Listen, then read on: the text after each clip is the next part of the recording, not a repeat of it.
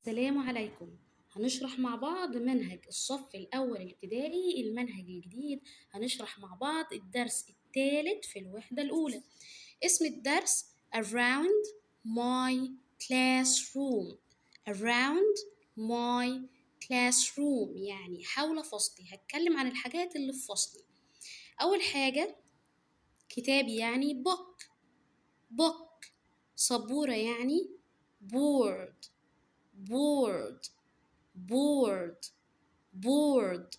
معلم أو مدرس خدناها قبل كده teacher. مكتب desk.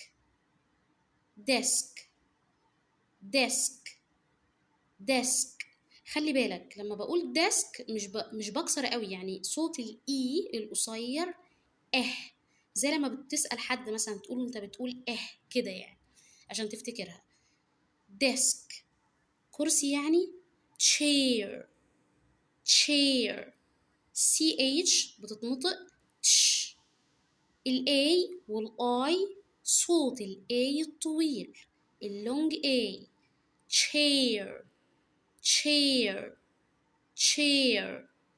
افتح كتابك ده فعل أمر. الفعل الأمر بيجي في أول الجملة وبيكون في المصدر، يعني في المضارع، ولو بصينا في آخره اللي هو افتح مش هنلاقي فيه أي إضافات. open your book. يعني هنا open مفيهاش حاجة في آخرها. your يعني ملكك، دي صفة ملكية معناها حاجة بتاعتك. your pen قلمك. your book كتابك. open your book. حقيبة يعني bag. الجي هنا صوتها ج والاي صوتها قصير، فنقول bag. نقولهم من الأول تاني. around my classroom، ولو قلت classroom صح برضو. أول كلمة كتاب book. سبورة board.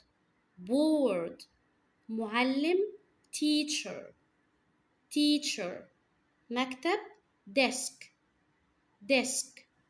كرسي chair.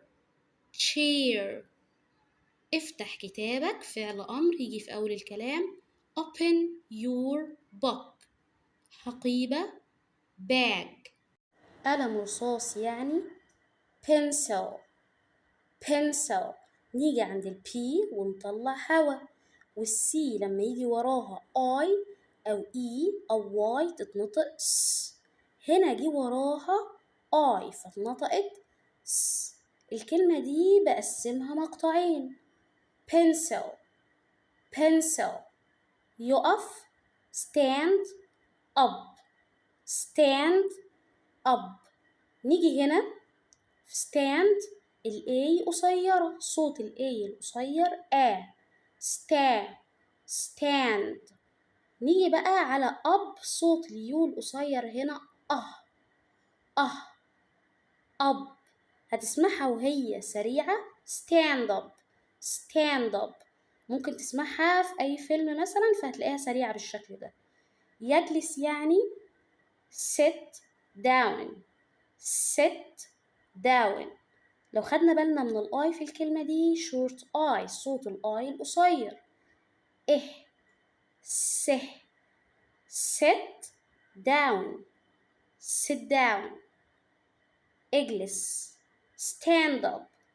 اقف. لو أنا هتكلم كأفعال أمر بيقولها لك في الفصل. read and choose the correct answer، يعني اقرأ واختار الإجابة الصحيحة. أول حاجة there are يعني يوجد للجمع. بتيجي مع الجمع، الكلمة اللي بيكون فيها اس الجمع. there are books in my، يوجد كتب في ايه؟ in my bag. my يعني ملكي، يبقى يوجد كتب في شنطتي. رقم 2 open your book، افتح كتابك. رقم 3 there are يوجد two in my bag هيكون ايه في شنطتي 2؟ pencils. طبعا مش desks، مش مكاتب في شنطتي، لا في قلم رصاص في شنطتي. رقم 4 my نقط is blue. اللي هيكون أزرق is يعني يكون أزرق. my bag شنطتي تكون زرقاء. كده المعنى هيكون مظبوط. أنا بحط الكلمة وأشوف المعنى هل هيبقى مظبوط ولا لأ. هل ينفع أقول my name اسمي يكون أزرق؟ لأ طبعا. my bag شنطتي.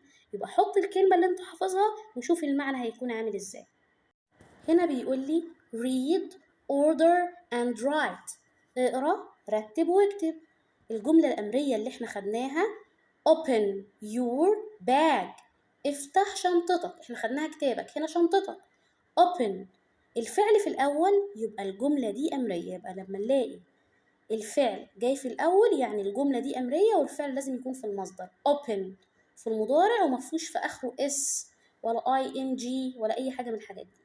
كده نكون خلصنا الدرس الثالث، ونتقابل إن شاء الله المرة الجاية في شرح الدرس الرابع.